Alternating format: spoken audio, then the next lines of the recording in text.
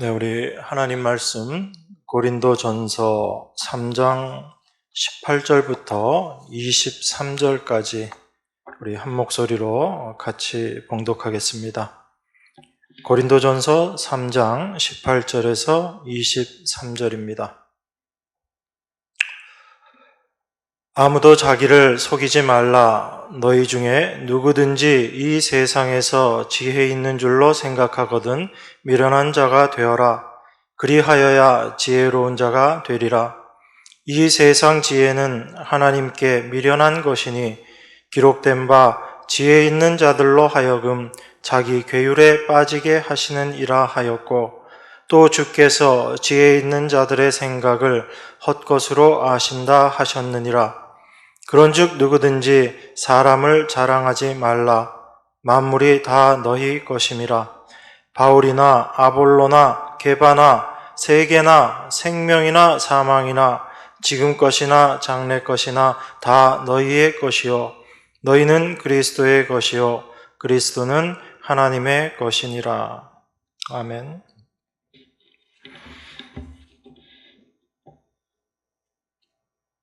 우리 그리스도인들은 늘 하나님의 말씀을 가장 귀하게 생각합니다. 그리고 하나님의 말씀이 우리에게 모든 삶의 지표가 된다라고 생각하고 늘 말씀을 묵상하며 날마다의 삶을 살아가는 그 모습이 바로 하나님의 백성인 그리스도인들의 모습입니다. 그래서 성도들을 일컬어서 말씀 앞에 서 있는 자들이다라고 우리가 그렇게 이야기하기도 합니다. 그런데 이 말씀 앞에 선다라는 것의 그 의미가 무엇인지를 우리가 잘 생각해야지 됩니다. 그 하나님의 말씀 앞에 내가 선다, 그 말씀 앞에 내가 나아간다라는 것은 그 하나님 앞에 자기 자신을 내려놓겠다라는 것을 의미하는 것입니다. 다시 말해서 인간이 이 세상에서 자기가 추구하는 세계가 있습니다. 자기가 원하는 것이 있습니다. 그런데 자기가 추구하고 원하는 그 세계를 내려놓고 하나님의 말씀, 하나님께서 보여주시는 세계가 무엇인지를 알아가겠다라는 것이 우리가 하나님 말씀 앞에 선다, 말씀 앞에 나아간다라는 의미입니다. 우리가 그것을 올바로 이해하지 못하면 하나님의 말씀을 나의 유익을 위해서 내가 추구하고 있는 것을 이루기 위한 하나의 도구로 하나님의 말씀을 이해하고 그렇게 생각하기가 쉽습니다. 그래서 어떤 말씀이 나에게 유익한가만을 따지고 어떤 것이 나에게 복을 주는 말씀인가라는 것을 생각하면서 말씀을 대하게 되면 그것은 하나님의 말씀 앞에 서는 것이 아니라 나를 위해 하나님의 말씀을 그저 이용하는 것뿐이다라는 것을 우리가 늘 생각해야지 됩니다. 제가 왜 이렇게 인간의 죄성에 대해서 늘 말씀드리는가 하면 그것이 우리의 가장 기본적인 본질의 모습이기 때문에 그렇습니다. 우리가 잠시라도 깨어있지 못하면 우리는 육신의 생각에 잡힐 수밖에 없는 존재입니다. 우리가 그것을 먼저 인정해야지 됩니다. 그것을 인정하지 못하면 우리는 나는 하나님의 자녀이니까, 나에게는 믿음이 있으니까, 나는 말씀을 늘 접하고 말씀을 묵상하는 사람이니까 내가 생각하고 내가 행동하는 것이 하나님의 뜻에 맞을 것이다 라고 그렇게 생각을 합니다. 그것이 우리가 가장 크게 오해하는 부분이죠. 우리의 본질과 우리의 본성대로 우리가 생각하고 살아간다면 우리는 그저 세상에 태어나서 살던 그 본성대로 살아가는 모습이다라는 것을 먼저 기억하셔야지 됩니다. 그래서 우리의 본성을 깨트리는 것이 하나님의 말씀이고 그 일을 우리 안에서 주도적으로 하시는 분이 바로 성령이시다라는 것을 여러분들이 기억하셔야지 됩니다. 성령을 그저 내가 그리스도인으로서 어떤 일을 하는데 도움을 주시고 나와 함께 하시는 능력이다라고 생각을 한다면 그것은 여전히 하나님을 이야기하면서도 내 뜻을 이루기 위해서 하나님을 사용하는 것밖에 되지 않는다라는 것을 여러분들이 늘 기억하셔야지 됩니다. 우리가 이러한 인간의 본성에서 벗어날 수 없는 존재이기 때문에 성령께서 우리에게 오신 것입니다. 그러한 우리들을 철저하게 드러내시고 그러한 우리들을 죽이심으로 성령께서 우리를 하나님의 일꾼으로 삼으시고 하나님의 일을 우리를 통해서 이루어 나아가시는 것입니다. 여러분들이 그것을 먼저 분명히 이해하셔야지 됩니다. 그렇지 않고 하나님의 말씀을 보게 되면 우리는 이 하나님의 말씀조차도 나의 유익을 위한 도구로 그렇게 넘겨버리는 것입니다. 성도가 가는 길과 이 세상 사람들이 가는 길이 다를 수밖에 없습니다. 그것이 다를 수밖에 없는 것은 성도는 바로 이 말씀 앞에서 자기 자신을 내려놓는 존재이기 때문에 그렇습니다. 세상 사람들은 여전히 자기의 세계를 완성시키기 위해서 수고하고 애쓰는 사람들이지만 성도는 하나님의 말씀을 통해서 그 말씀 앞에서 내가 구축하고 내가 이루려고 하는 그 세계를 내려놓고 하나님의 말씀이 나에게 요구하는 그 세계가 어떤 것인지를 알고 그 세계 가운데 동참되어지기를 원하는 자들이기 때문에 성도들의 삶과 세상 사람들의 삶이 달라질 수밖에 없는 것입니다. 이것은 성도가 얼마나 착한 일을 많이 하고 세상에 유익한 일을 얼마나 많이 하고의 차원이 아니고 그 삶의 목적, 방향이 어디를 향하고 있는가라는 것을 우리에게 이야기하는 것입니다. 그래서 성도는 이 세상을 살아가면서 점점 내려놓게 되는 것이 자기 중심성이라는 그 생각들을 내려놓게 됩니다. 세상은 그것과 반대의 길로 가는 거죠. 점점 자기라는 존재를 더 강하게 만들고 자기라는 존재를 더 크고 힘 있는 존재로 만들어서 세상에서 능력 있는 사람이 되겠다라는 것이 세상의 모습이고 세상의 방향인데 성도는 그것과 다른 길을 가는 것입니다. 하나님의 말씀 앞에서 자기 자신의 모습이 어떠한지를 철저하게 깨닫게 되고 그러한 자기의 모습을 알게 됨으로 말미암아 내가 추구하고 있었던 그 세상, 그 세계를 내려놓고 하나님이 내 안에서 어떻게 일하시는가 그 하나님의 일하심에 순종되어지는 자로 나아가는 것입니다. 그래서 성도에게는 결코 자기 자랑이 있을 수 없게 되는 것입니다. 여러분들이 자기 자랑을 하지 말아야지라고 결심하고 다짐한다고 그게 되어지지 않잖아요. 어떤 일을 하고 나면 자연스럽게 내 안에서 올라오는 것이 자기 자신에 대한 그런 생각들, 자기 자랑이거든요. 그걸 억지로 억누른다고 해서 되어지는 일이 아닙니다. 그런데 그 모습이 언제 무너지고 깨어지게 되는가? 하나님의 말씀 앞에서 내 본질이 어떠한지를 알게 되고 내가 선을 행하는 그 모습 속에서도 여전히 내 안에 악이 있다라는 것을 깨닫게 될 때 내 자신의 자랑이 하나씩 하나씩 내려놓아지는 것입니다. 그래서 얼마나 많이 내 모습이 어떠한지를 아는 자들이 그만큼 자기의 모습을 부인하는 위치에 서게 되는 거지요. 아무리 개인적인 사람들마다 성품이 다 다르잖아요. 이 세상에서 보더라도 성품적으로 착한 사람이 있고 또 열심인 사람들이 있고 나태한 사람들이 있고 그렇습니다. 그런데 그 개개인의 어떠함에도 불구하고 하나님 앞에서는 모든 사람들이 다 사망의 존재다라는 것이 우리가 말씀을 통해서 확인하게 되는 것이거든요. 그래서 사람은 어떤 모습 속에서도 자기 자신을 자랑할 수 없게 되는 것, 이게 바로 하나님의 백성 성도의 모습이 될 수밖에 없습니다. 못나서 자랑할 것이 없고 내가 아무것도 하지 못하기 때문에 자랑할 것이 없다라는 것이 아니라 그 어떠한 일을 행한다 할지라도 나라는 존재가 하나님 앞에서 어떠한 모습인지를 분명히 확인했기 때문에 자기의 자랑이 없어지는 거죠. 그래서 억지로 자랑하지 않는 존재가 아니라 정말 자랑할 것이 없는 그런 존재로 자기 자신을 인식하게 되기 때문에 자랑이 없어지는 것입니다. 그래서 우리가 말씀을 통해서 말씀에 붙잡혀서 살아간다라는 이 의미를 여러분들이 잘 이해하셔야지 돼요.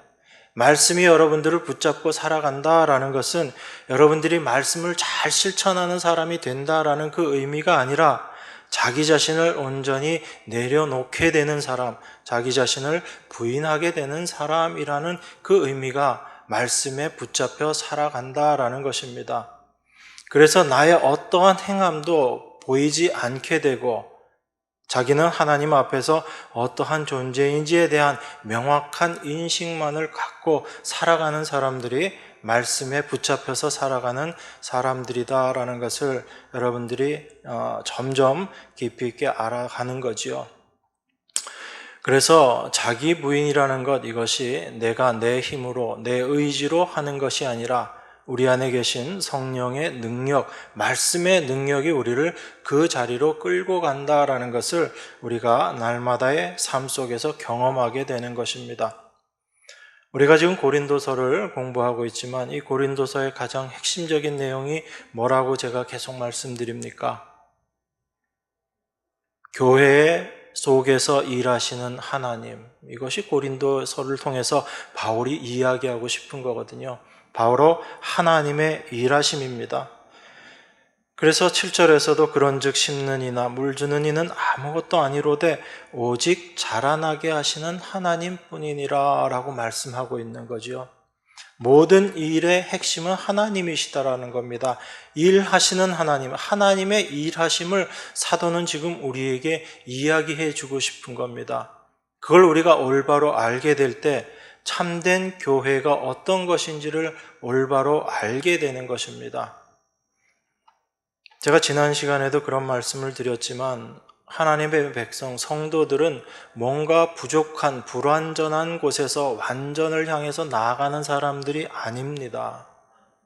여러분들의 시작은 어디에서 시작되는 것인가 하면 완전한 세계에서 여러분들의 믿음의 삶이 시작되는 거예요.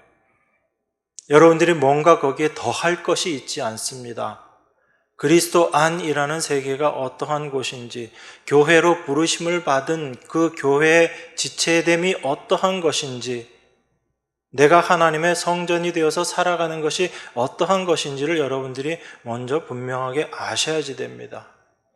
그래서 그 완전의 세계, 완성된 하나님의 세계, 그리스도 안이라는 것을 여러분들이 올바로 알게 될 때 여러분 스스로 뭔가 하려고 하는 것들을 다 내려놓게 돼요.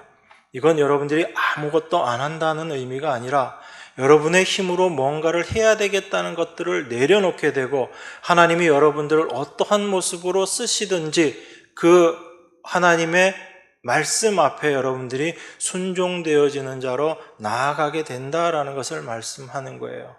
그것이 하나님께서 교회로 우리들을 부르신 목적입니다. 그래서 사도는 이 고린도서를 통해서 오직 하나님의 일하심이 어떤 것인가를 이야기하고 그 하나님의 일하심을 올바로 우리가 이해하기 위해서 우리 인간이 어떤 존재인가, 사람의 생각이 어떤 것인가, 이 세상이 어떤 것인가라는 것을 우리에게 지금 이야기하고 있는 것입니다. 그래서 우리는 이 사도의 말을 들으면서 이 사도와 함께 한 발 한 발 말씀 앞으로 나아가야지 되는 거예요. 그 말씀의 세계 안으로 여러분들이 들어가면 들어갈수록 점점 여러분들이 경험하게 되는 것은 나라는 존재가 부인되어지는 것을 여러분들이 경험하게 됩니다. 사도의 이 말씀 안에 여러분들이 더 깊이 들어가면 들어갈수록 하나님이 어떤 분이시고 그 하나님 앞에 나는 어떤 존재인가를 더 분명하게 알게 됨으로 말미암아 하나님의 은혜만을 드러내는 자, 이것이 바로 하나님의 영광을 드러내는 삶을 살게 되는 것입니다. 여러분들을 이 자리로 끌고 가시는 거예요. 그래서 이 말씀을 보면서 우리는 과연 그 사도의 관심이 어디에 있는가라는 것을 여러분들이 잘 이해하셔야지 됩니다. 그래서 내가 사도의 관심과 다른 관심을 가지고 지금 신앙생활을 하고 있다면 이것은 하나님과 멀어지는 것이구나라는 것을 여러분들이 느끼실 수 있어야지 되는 거예요. 그것이 말씀을 우리에게 주신 하나님의 뜻이기도 합니다. 그래서 점점 신앙생활을 하면서 나를 하나님께 맡긴다라는 그 의미도 무엇인지 우리가 알게 되는 것입니다. 나를 하나님께 맡긴다라는 것은 내가 원하는 것을 하나님께서 이루어 주신다의 의미가 아니고 바로 하나님의 뜻하신 대로 내가 사용되어지고 또 그러한 도구로 내가 존재되기를 원한다라는 의미가 바로 내가 나를 하나님께 맡긴다의 의미인 것입니다. 그렇게 될 때 하나님께서 당신의 백성들인 우리를 마음껏 쓰시는 거예요. 물론 그 모든 일을 우리 하나님께서 하시는 것입니다. 그런데 세상의 기준에서 생각해 보면 이게 참 어리석은 거죠. 세상은 내 뜻을 다 내려놓고 하나님의 뜻에 나의 모든 것들을 맞추고 하나님의 일하는 대로 쓰임받는 도구가 되는 것, 이것을 세상은 미련하다라고 생각하는 거예요. 그래서 하나님의 뜻과 그 하나님의 지혜와 세상의 지혜가 서로 이렇게 부딪히는 것입니다.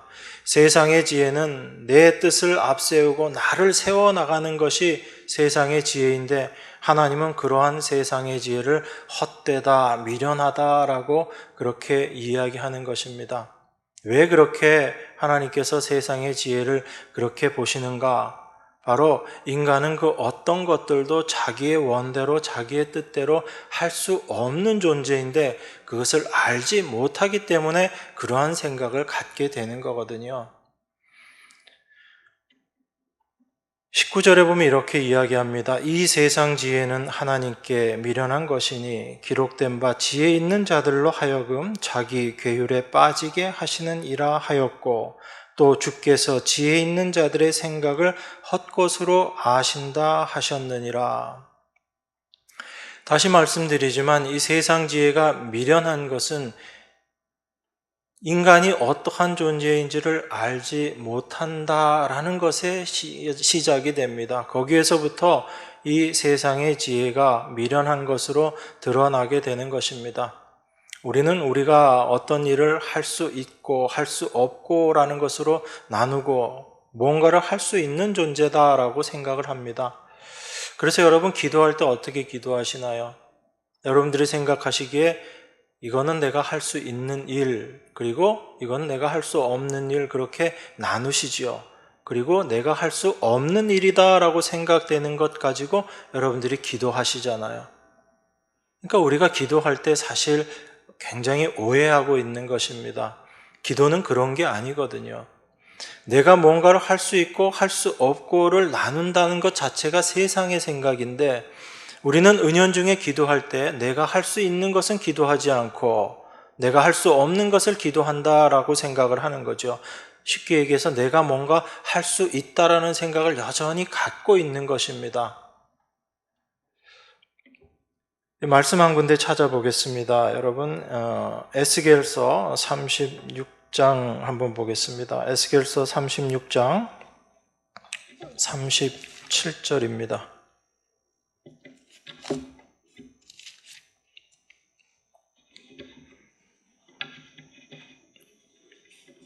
제가 봉독하겠습니다. 나 주 여호와가 말하노라. 그래도 이스라엘 족속이 이와 같이 자기들에게 이루어 주기를 내게 구하여야 할지라. 내가 그들의 인수로 양떼같이 많아지게 하되. 에스겔 36장은 하나님께서 바벨론에 포로되어 있는 이스라엘 백성들을 고국 땅으로 그들의 본향으로 다 돌려보내겠다라고 말씀하시는 그 약속의 말씀을 기록하고 있습니다. 바벨론의 노예로 잡혀있는 이스라엘을 하나님께서 구원하시겠다라는 내용을 36장에서 말씀하고 있죠. 그리고 하나님께서 그렇게 행하시는 것, 하나님이 이스라엘을 바벨론에서 건져내시는 것은 이스라엘을 위한 것이 아니다라고 말씀하십니다. 무엇 때문에? 바로 이스라엘이 더럽힌 하나님의 이름을 다시 거룩하게 하기 위해서 하나님께서 그 일을 행하시겠다라고 이야기합니다. 이스라엘의 범죄함으로 말미암아 이스라엘이 바벨론에 멸망당하고 포로가 되었습니다. 그 일로 말미암아 하나님의 거룩하신 이름이 더럽힘을 받은 거지요. 그래서 하나님께서 그 더럽힘을 받은 하나님의 이름을 다시 거룩하게 하시기 위해서 이스라엘을 그 바벨론의 포로에서 건져내시겠다라고 말씀하시는 것이 36장의 내용입니다. 그래서 그들이 다시 고토로 돌아왔을 때 에덴과 같이 사람들이 풍성하게 많아지는 그것을 이방인들이 목격하게 될 것이다 라고 그렇게 하나님께서 말씀하시는 거예요. 하나님께서 이 하나님의 거룩하신 이름을 위해서 이 일을 계획하시고 이 일을 그 계획하신 대로 행하시겠다라는 말씀입니다. 그 말씀을 하시고 나서 37절에서 이렇게 얘기하신 거죠. 나 주 여호와가 말하노라. 그래도 이스라엘 족속이 이와 같이 자기들에게 이루어 주기를 내게 구하여야 할지라. 이렇게 얘기한 겁니다. 그러니까 하나님께서 그 모든 일들을 다 하시겠다라고 말씀하신 거죠. 그렇게 말씀하시고 나서 덧붙여서 하신 말씀이 나 주 여호와가 말하노라. 그래도 이스라엘 족속이 이와 같이 자기들에게 이루어 주기를 내게 구해야지 된다. 여러분 이 말씀 보시면서 어떻게 생각하세요? 하나님이 다 하시겠다고 말씀하셨는데 그래도 하나님이 말씀하신 그것을 이루기 위해서는 우리가 구해야 되는구나. 여러분 그렇게 이해하시잖아요. 그냥 보면 그렇게 보이거든요, 실제로. 그런데 여러분들이 그렇게 생각하고 넘어가시면 하나님에 대해서 굉장히 오해하게 되고 성경에 대해서 오해하게 됩니다. 왜 그러냐면 하나님이 계획하시고 하나님께서 이루시겠다라고 말씀하셨는데 그 이루심의 일, 결과가 누구의 손에 달려 있는 거예요? 하나님께 달려 있습니까? 사람에게 달려 있습니까? 우리가 좀 전처럼 그렇게 생각해 버리면 우리가 구해야지 된다라고 생각하고 우리가 구하지 않으면 하나님께서 이루어 주시지 않는다라고 생각을 해버리면 그 하나님의 계획과 하나님의 일의 완성이 사람이 구하느냐 구하지 않느냐에 따라서 결과가 달라진다는 그런 성경과는 전혀 맞지 않는 결론으로 가게 된다라는 거예요. 그러니까 여러분 이 말씀의 의미, 그래도 자기들에게 이루어 주기를 내게 구해라 라고 하시는, 너희들이 그것을 이루어지게 하기 위해서 내게 하나님께 구해라 라고 하시는 이 말씀의 의미를 우리가 올바로 알고 있어야지 된다는 얘기입니다. 인간은 자기중심적이라고 말씀드렸죠. 그래서 그 자기중심적인 인간은 모든 것들을 생각하고 해석하는데 자기를 중심으로 생각합니다. 그래서 오늘 본문의 말씀도 그렇게 해석을 해버리는 거예요. 하나님이 다 계획하시고 이루어내실 것이지만 그 계획을 이루시는 조건으로 하나님께서 우리에게 기도를 요구하셨다. 그렇게 생각하는 겁니다. 그래서 아무리 하나님께서 뜻과 계획을 세우셔도 우리가 기도하지 않으면 이건 이스라엘이 바벨론에서 포로에서 벗어나는 그런 큰 일이지만 여러분 삶 가운데 있는 아주 작은 일들을 가지고도 생각해 보십시오. 내가 구하지 않으면 하나님께서 들어주시지 않을 것이다 라고 우리는 늘 그렇게 생각하잖아요. 그래서 하나님의 계획을 이루는 조건으로 하나님께서 기도를 지금 우리에게 요구하신 것이다 라고 그렇게 생각하는 것입니다. 우리가 그렇게 생각을 하게 될 때 37장 14절 말씀 한번 보겠습니다. 에스겔 37장 14절입니다. 같이 한번 읽겠습니다. 내가 또 내 신을 너희 속에 두어 너희로 살게 하고 내가 또 너희를 너희 고토에 거하게 하리니 나 여호와가 이 일을 말하고 이룬 줄을 너희가 알리라. 나 여호와의 말이니라 하셨다 하라. 14절에 하나님께서 결론적으로 그 내용에 대해서 확인을 해 주십니다. 이스라엘 백성들 안에 신을, 하나님의 영을, 새로운 마음을 그들에게 두어서 그들로 이제 살게 할 것인데, 그리고 그들이 그 고토에 거하게 된 후에 그들이 어떻게 말하는가, 하나님께서 이 모든 일들을 이룬 줄을 우리가 이제 알겠다라고 이야기하는 것입니다. 그러니까 지금 이 14절에서 하는 말씀의 의미는 뭐예요? 이스라엘이 기도했기 때문에 그것이 이루어졌다가 아니라 하나님께서 그 모든 일을 이루셨다는 것을 이제 그들이 알게 될 것이다 라는 것을 말씀하고 있는 거죠. 그러니까 하나님께서 지금 그래도 너희가 구하여야 할지라 라고 말씀하신 것은 너희들이 구하지 않으면 이것이 이루어지지 않는 일이고 너희들이 구하면 이것이 이루어지는 일이다의 의미에서 구하라라고 말씀하신 게 아니다라는 거예요. 하나님께서 우리에게 구하라고 말씀하십니다. 하나님의 도움을 구하라고 말씀하시거든요. 그러면 하나님께서 그렇게 말씀하시는 이유가 어디에 있는지를 우리는 정확하게 알고 있어야지 되는 것입니다. 우리가 구하면 하나님께서 들어주시고 구하지 않으면 들어주지 않는다, 이런 생각을 갖고 있기 때문에 여러분 지금이라도 오늘 시간 되시면 한번 기독교 서점 가보십시오. 가보시면 아마 단일 종목으로 제일 많이 나와 있는 책, 신앙서적이 아마 기도에 관한 책일 거예요. 수없이 많은 책들이 나와 있습니다. 거기 보시면 응답받는 비결, 어떻게 하는 것, 보좌를 흔드는 기도, 별의별 제목들이 다 있어요. 제목을 제가 보면서도 참 마음에 안타까운 게 많은데, 하나님이 눈에 안 보이니까 보좌를 흔든다라는 그런 얘기까지 하는 거죠. 여러분, 눈앞에 하나님이 정말 앉아 계시는데 그 보좌를 흔들어서 여러분들이 원하는 것 이루어 달라고 할 수 있겠어요? 그 하나님이 눈에 보이지 않으니까 그런 망발을 하는 거죠, 사실은. 응답받는 비결 그런 거 없습니다. 그건 인간의 욕심에서 나온 것 뿐이죠. 이렇게 해가지고 기도 응답 받아라 라는 것, 내가 원하는 것 이루겠다라는 생각밖에 없는 겁니다. 그런데 하나님은 지금 하나님 당신에게 구하라고 말씀하시거든요. 그럼 그 구하라는 의미가 무엇인지 우리가 올바로 이해해야지 되는 것입니다.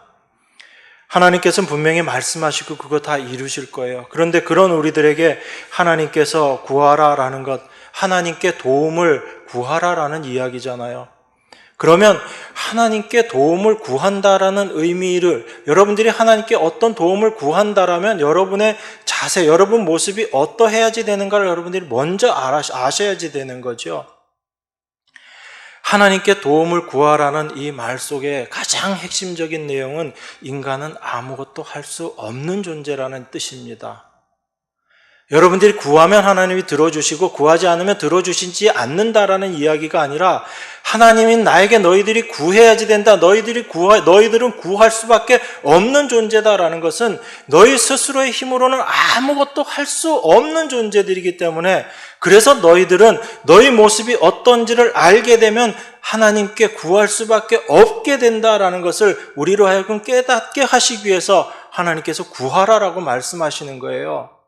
구하면 이루어주시고 구하지 않으면 이루어주시지 않는다의 의미가 아니라 나는 하나님 앞에 아무것도 할 수 있는 것이 없습니다. 그 모습을 하나님 앞에 구하는 그 위치에서 철저하게 깨달으라는 거예요.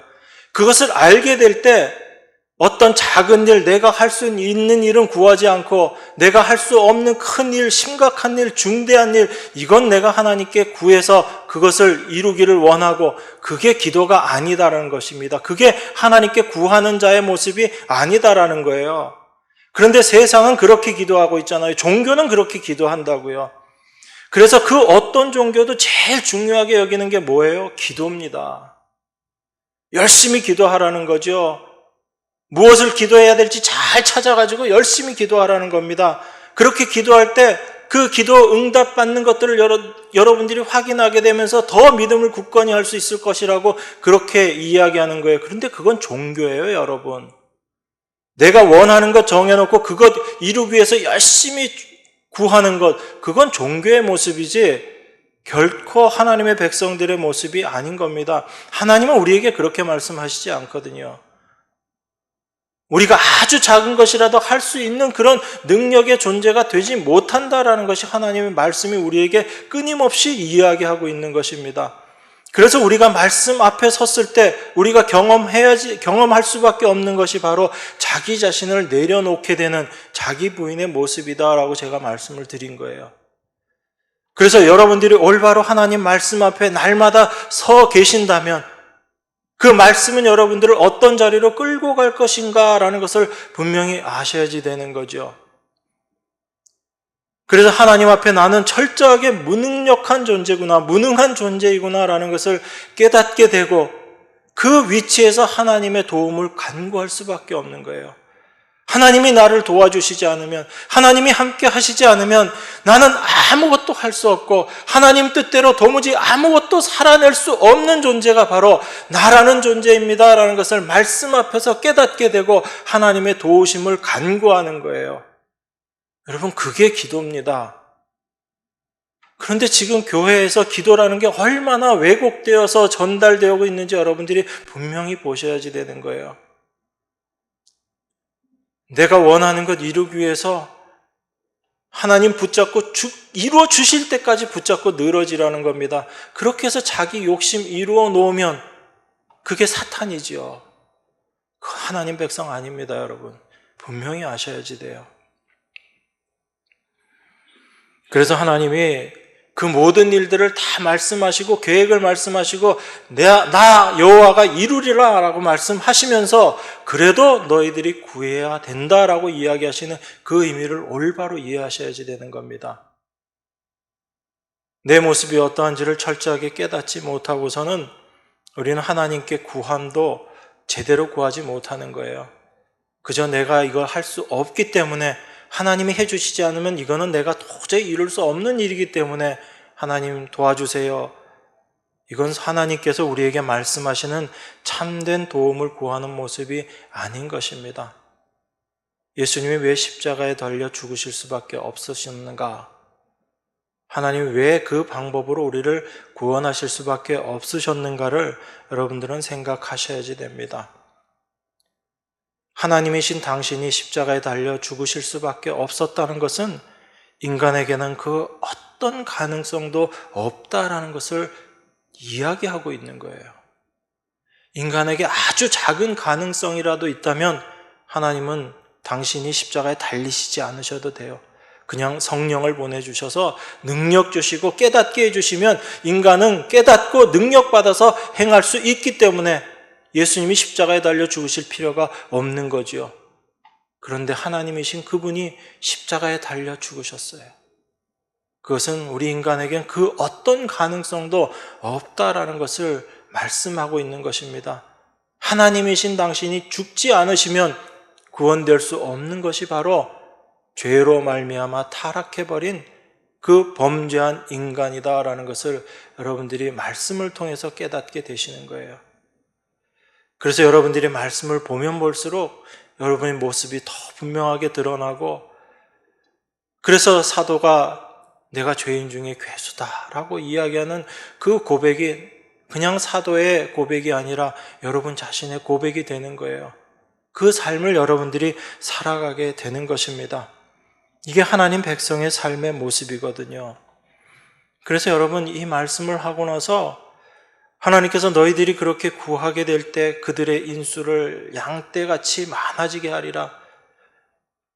이스라엘이 제사 드릴 때 양떼 얼마나 많았겠어요. 예루살렘에 절기마다 사방에서 모여서 제사를 드리려고 양떼를 몰고 왔는데 얼마나 그 양떼들이 많겠습니까? 그렇게 하나님께서 다시 회복시켜 주시겠다는 거예요. 그게 하나님이 말씀하시고 이루시겠다는 하나님의 뜻이거든요. 그 일을 하나님께서 이루시겠다는 겁니다. 그런데 그 36장에 그 말씀을 하시고 나서 37장에 어떤 내용이 있어요, 여러분? 마른 뼈 이야기가 나오죠. 그 마른 뼈를 하나님께서 군대로 만드시는 그 이야기가 나옵니다. 그게 바로 하나님의 말씀 앞에 서 있는 이스라엘, 여러분과 나의 모습이라는 거예요. 뭔가 하나라도 할 수 있는 존재가 아니라 이 마른 뼈와 같이 하나님의 말씀조차도 들을 수 없고 그 말씀에 반응도 할 수 없는 것이 바로 우리들, 너희들 이스라엘이다라고 하나님께서 말씀하시는 거죠. 그러한 자들을 하나님께서 세우셔서 근육을 붙이시고 살을 붙이시고 생기를 집어넣어서 하나님의 군대, 교회로 세우시겠다라는 것이 하나님의 뜻입니다. 이것이 하나님의 신이 들어와 있는 자, 성령이 임한 자들이 깨닫게 되고 아는 존재, 알게 되는 것이에요. 내가 마른 뼈와 같은 존재였구나. 하나님의 말씀에 나는 네 하고 대답할 수도 없는 존재였구나. 하나님의 말씀을 들을 수도 없는 마른 뼈와 같은 존재였구나. 여러분, 마른 뼈가 하나님이 말씀하신다고 해서 듣겠어요? 그 듣고 반응하겠습니까?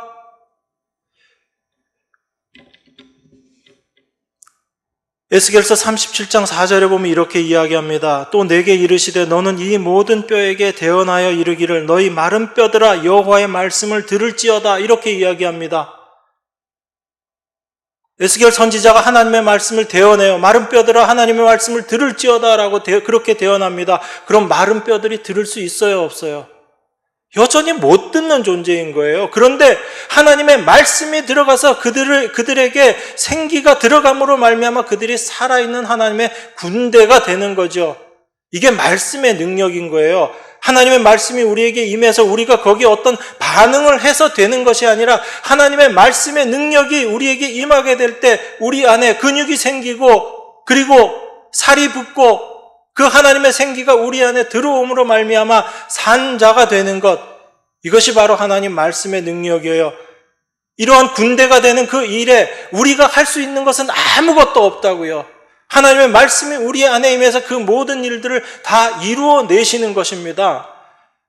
그래서 하나님께서 말씀하시고 너희들 그래도 나한테 구해야 돼 라고 이야기하시면서 이 마른 뼈 이야기를 하시는 거예요. 이 마른 뼈가 같은 것이 바로 너희들이다라는 것입니다. 이게 이스라엘의 모습이라는 거예요. 그런데 이러한 이스라엘을 하나님께서 군대로 굳건하게 세워 놓으시겠다는 이야기입니다. 그래서 하나님의 신이 임한 자들은 하나님이 말씀하시고 이 모든 일들을 하나님께서 이루셨구나라는 것을 알게 된다라는 거예요. 지금 그 얘기하고 있는 겁니다. 그러니까 구하면 하나님이 들어주시고 구하지 않으면 들어주시지 않는다, 그 이야기가 아닌 거죠.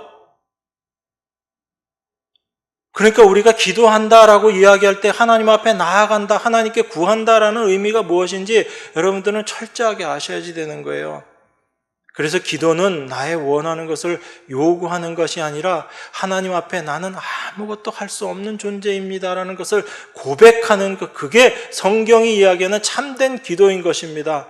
하나님은 그 기도를 귀하게 받으세요. 왜? 그 마음을 하나님께서 주셨기 때문에. 하나님이 주시지 않으면 그 마음으로 하나님 앞에 나아갈 수 없거든요. 세상은 그 모습으로 나아가지 않는 겁니다. 나는 할 수 있다라는 능력, 나는 할 수 있다라는 그 가능성을 가지고 늘 나아가는 게 세상의 모습인 거죠. 그 세상의 모습이 하나님 보시기엔 얼마나 하찮게 보이겠어요. 얼마나 어리석게 보이겠어요. 그래서 하나님께서 이 세상에 지혜 있다고 얘기하는 그 세상의 지혜를 하나님께서 다 패해버리시겠다라고 말씀하시는 겁니다. 세상의 지혜가 어떤 것인지를 하나님은 아시기 때문에, 그 세상의 모습이 어떠한지를 철저하게 아시는 분이 바로 하나님이시기 때문에 하나님께서 그 말씀을 하시는 거지요.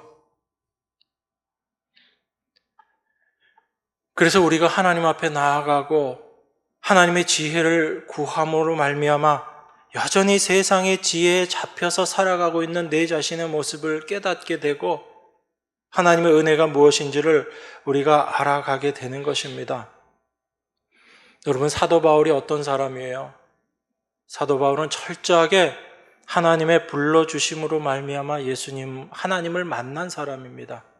그 전까지 사도 바울은 어떤 삶을 살았어요? 자기의 능력, 자기의 열심, 자기의 지혜를 가지고 하나님을 열심히 섬기겠다고 살았던 그 사람이 바로 사도 바울입니다. 그랬던 바울이 지금 우리에게 이 이야기를 하고 있는 거예요. 인간은 아무것도 아니다라고 이야기하고 있는 겁니다. 여러분, 사도행전 9장 3절에서 5절 한번 보겠습니다.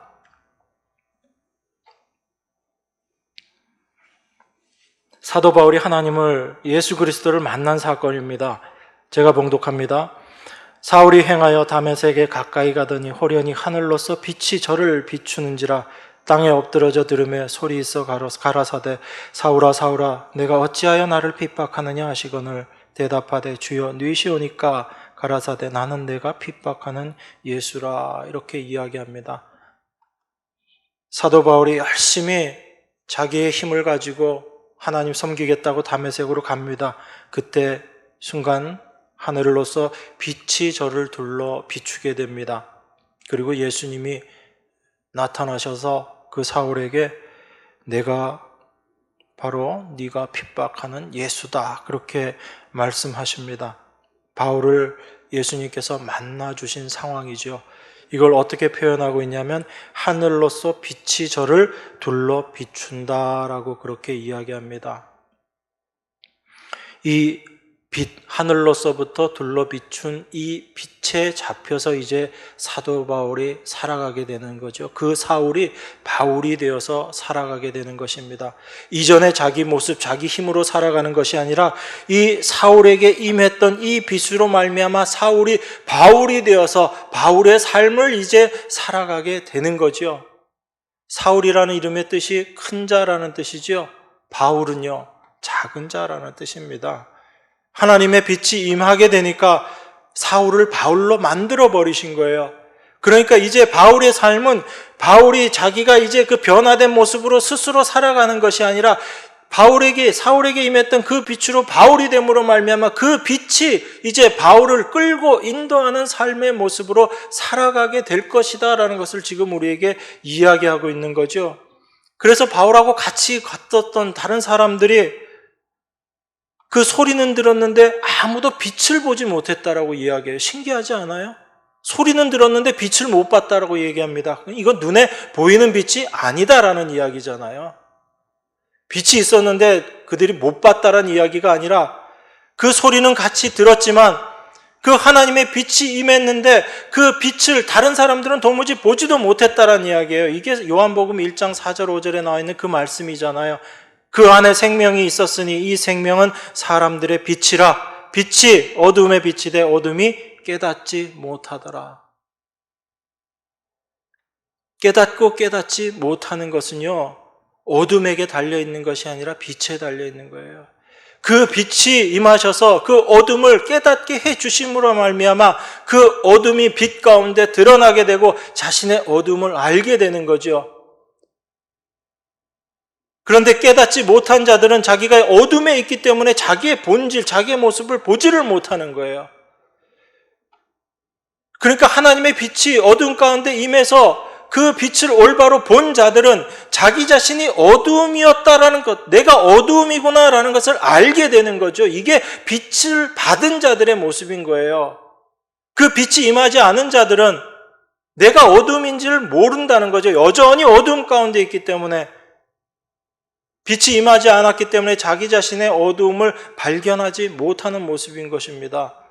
그래서 우리가 하나님의 말씀을 보면 볼수록, 말씀 안으로 들어가면 들어갈수록 내가 참 어두움이었구나, 어두움이구나, 어두움일 수밖에 없는 존재구나 라는 것을 더 깊이 알아가게 되는 거죠.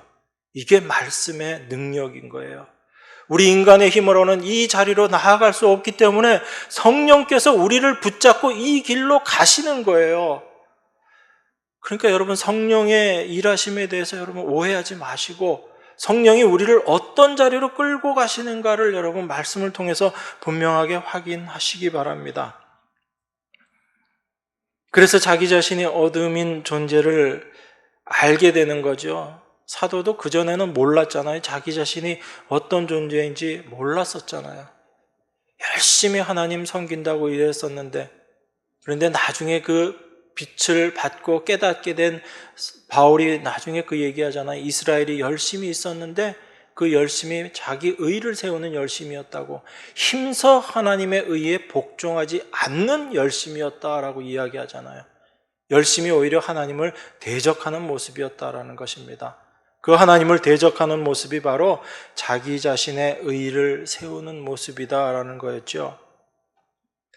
이처럼 세상은 자기 자신을만을 생각하고 자기 자신보다 더 소중한 것이 없다라고 살아가는 것이 세상의 모습, 그것이 세상의 속성, 세상의 지혜이지만 하나님의 지혜, 성령의 지혜를 받은 자들은 그 세상이 어떠한지, 자기 자신이 어떠한지, 그 세상을 자랑하고 자기를 자랑하는 것이 하나님 앞에 얼마나 어리석은 것인지를 알게 되는 것입니다.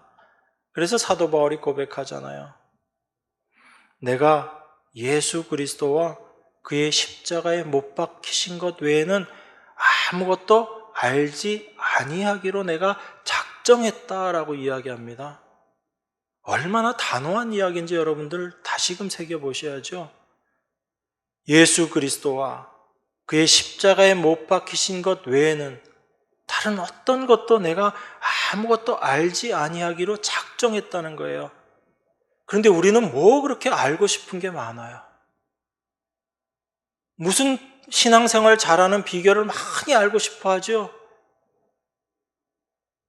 어떻게 하면 하나님을 일을 잘할까 그런 거 어떤 방법을 알고 싶어 하죠. 근데 사도는 그 얘기 안 하거든요. 예수님과 그 십자가 나 그것만 알고 싶다. 그 앞에 자기 자신의 모습이 어떤지 철저히 드러나게 되니까 하나님의 은혜가 무엇인지가 너무 밝히 보이는 거예요. 그 하나님 은혜 가운데 들어가니까 내가 할 게 아무것도 없는 겁니다. 하나님이 이미 다 이루어 놓으셨기 때문에 얼마나 감사해요. 그래서 하나님이 다 이루어 놓으신 그 일에 나를 동참시켜서 끌고 간다는 게 이게 얼마나 감사한지 모르는 거예요. 여러분, 이게 정말 감사가 돼야죠. 내가 원하는 거 이루어 주셔서 감사합니다가 아니라, 하나님 내 사업 잘 되게 해주셔서 감사합니다 이게 아니라, 우리 자녀가 하는 일이 잘 돼서 감사합니다 이게 아니라, 여러분 정말 여러분들에게 무엇이 감사가 되어야지 되는지를 말씀을 통해서 다시 한번 생각하시기 바랍니다. 세상에서 얻을 수 있는 것은 언제든지 잃어버릴 수밖에 없는 것들이라는 걸 여러분 생각하셔야지 돼요. 아무리 쌓아놓으면 뭐합니까? 순간에 다 없어지고 무너지는 것들, 마지막 순간에 하나님 훅 한번 바람 부시면 다 사라지고 없는 것, 여러분들이 이 세상을 떠날 때 다 놓고 가야지 되는 것들인데, 정말 여러분들에게 귀하고 중요한 것은 예수님 한 분밖에 없잖아요. 그걸 여러분들이 아셔야지 됩니다. 22절에 보면 이렇게 이야기합니다. 오늘 본문 22절입니다.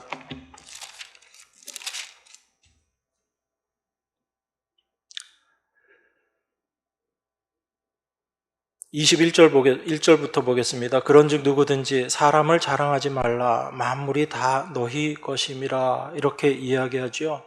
여러분 이 말씀 보면서 그래, 만물을 다 하나님께서 사람을 위해서 창조하신 거지, 이렇게 생각하시고 여기서 그치시면 안 돼요. 여러분, 만물은 누구를 위해서 창조했다고 이야기합니까? 골로새서 1장 16절에 보면 이렇게 이야기합니다. 만물이 그에게 창조되되 하늘과 땅에서 보이는 것들과 보이지 않는 것들과 혹은 보좌들이나 주관들이나 정사들이나 권세들이나 만물이 다 그로 말미암고 그를 위하여 창조되었고. 만물이 누구를 위해서 창조된 거예요? 하나님 위해서 창조된 겁니다.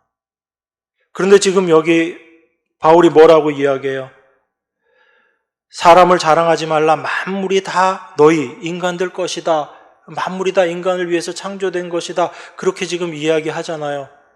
그럼 이 이야기를 통해서 우리는 뭘 알아야지 되는 거예요?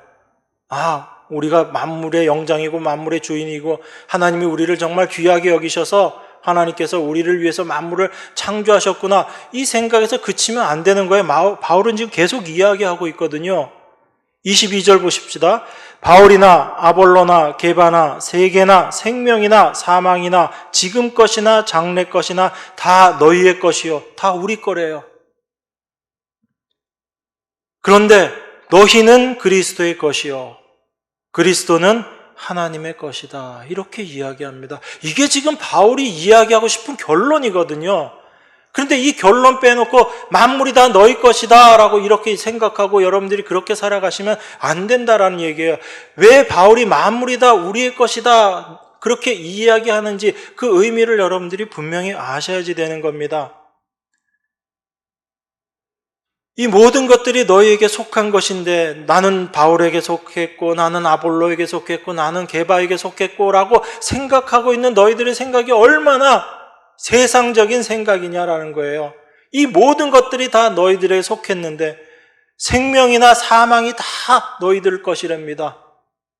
그런데 그 모든 것들이 너희 자체가 바로 예수 그리스도의 것이고 그 그리스도가 바로 하나님의 것이다 라고 이야기하는 것입니다. 그러면 이 모든 것들이 다 누구의 것이란 얘기예요? 하나님의 것이란 이야기잖아요. 여러분도 저도 사망이나 생명이나 그 누구도 다 앞으로의 일, 과거의 일, 그 모든 것들도 다 하나님의 일이다, 하나님의 것이다 라는 얘기예요. 하나님의 것이다 라는 이야기는 단지 하나님의 소유다 라는 것을 이야기하는 것이 아니라 하나님의 것이기 때문에 하나님 뜻대로 그 모든 일들을 이루어 가시겠다라는 이야기인 거예요. 그 말씀인 겁니다, 여러분. 그냥 다 하나님의 것이다 라는 걸로 끝나는 게 아니라 그 모든 것들이 다 하나님의 것이기 때문에 하나님의 뜻대로 모든 것들을 다 이루실 것이다 라는 이야기인 거예요. 하나님의 일하심을 지금 사도는 이야기하고 있는 겁니다. 생명도 하나님의 택하심으로 말미암아 우리가 생명을 얻게 되는 거죠. 사망도 마찬가지인 거예요. 하나님의 뜻 안에 사망이 다 결정되어 있는 거죠. 우리의 뜻으로, 우리의 힘으로, 우리의 능력으로 그 사망에서 벗어날 수 있는 것이 아니다라는 이야기입니다. 그러니까 지금 사도는 계속 무슨 얘기를 하고 있는 거예요? 하나님의 일하심에 대해서 이야기하고 있는 겁니다. 그걸 올바로 깨닫고 보라는 이야기죠.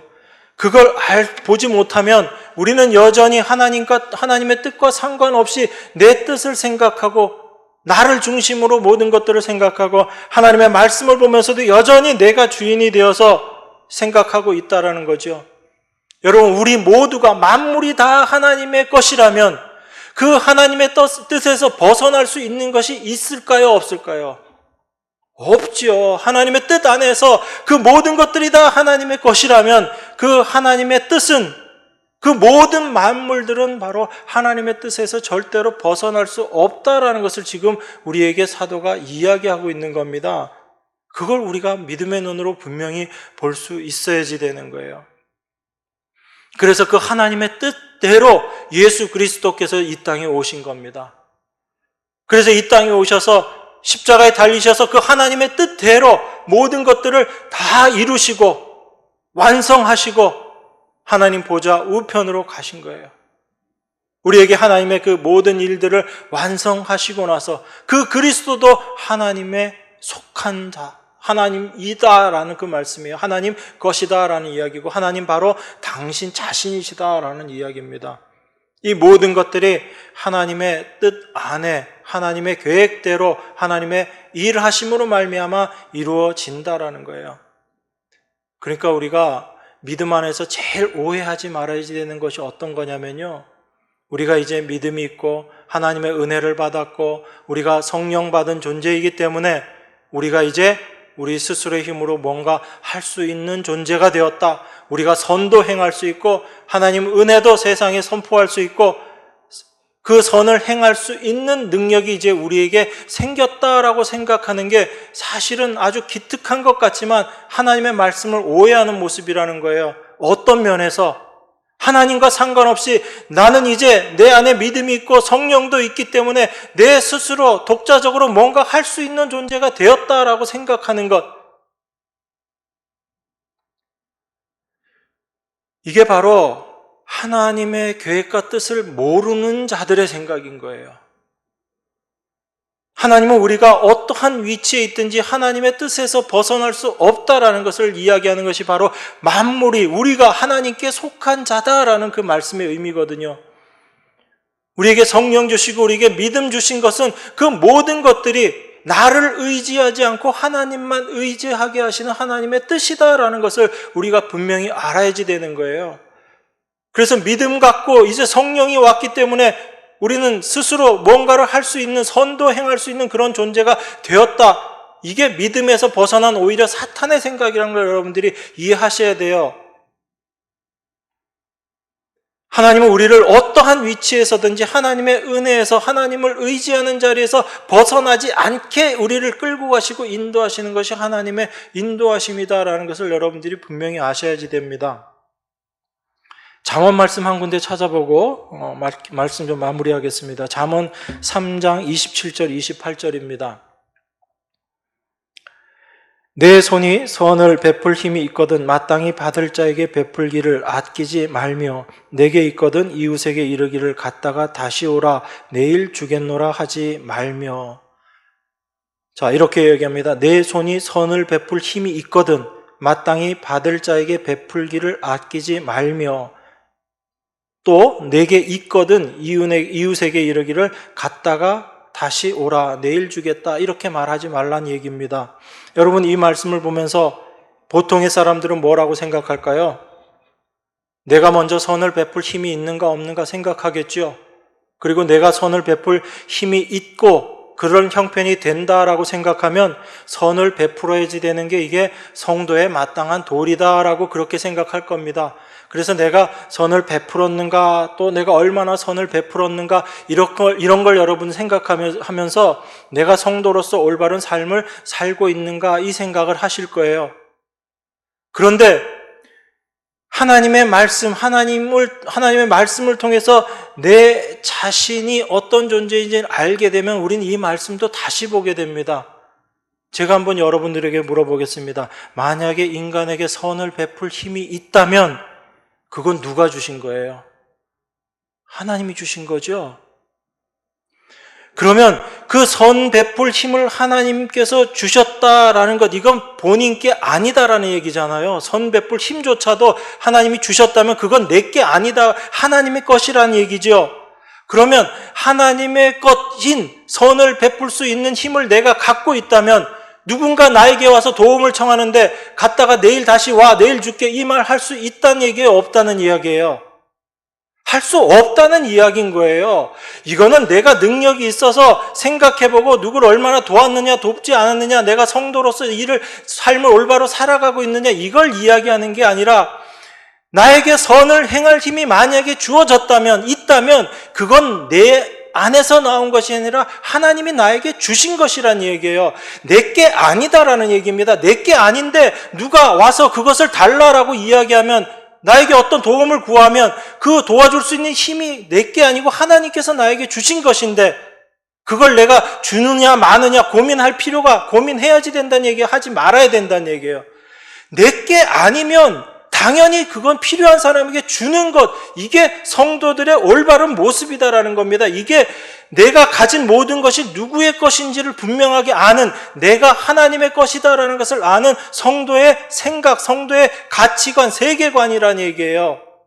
그런데 이걸 모르면 내가 선한 일을 얼마나 했니? 내가 할 수 있는 능력이 있느냐 없느냐? 그걸 따지는 모습, 이게 아니다라는 겁니다. 그래서 내일 오라 할 수 없다라는 거예요. 그게 성도가 자기 자신에게 있어서 그 선을 베풀 힘이 어떻게 주어졌는지도 깨닫지 못하고 알지 못하는 모습이기 때문에 그렇게 하지 말라라는 겁니다. 그런데 우리는 늘 그렇게 하고 있잖아요. 죄송스럽지만. 그래서 우리가 얼마나 자기중심적으로 신앙생활을 하고 있는가를 우리는 말씀을 통해서 늘 발견해야지 되는 거예요. 철저하게 깨어지셔야지 됩니다.